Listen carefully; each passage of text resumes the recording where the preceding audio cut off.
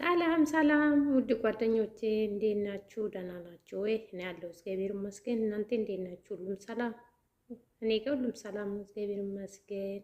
እንኳን አደረሳችሁ ለዐቢይ ጾም፣ እንኳን አብሮ አደረሰን፣ እንኳን አደረሳችሁ ሁላችሁንም ብያለሁ።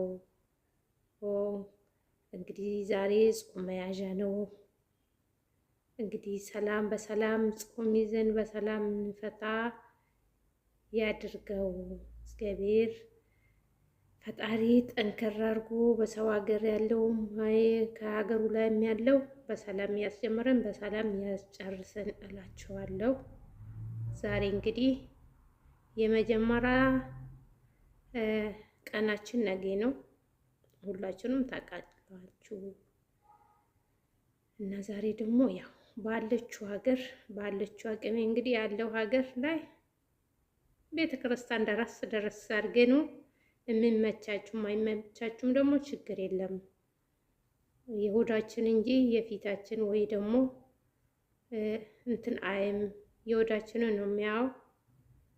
እንግዲህ በርታ ብላችሁ ጠንከር ብላችሁ ጾም መያዣ ስለደረሰ ጾማችሁን ያዝ አድርጉ።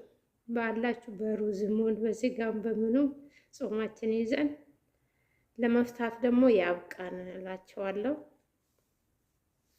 ከዚህ ቀጥሎም ደግሞ ያው የኦርቶዶክስ ብቻ አይደለም የሙስሊምም ረመዳን እየደረሰ ነው።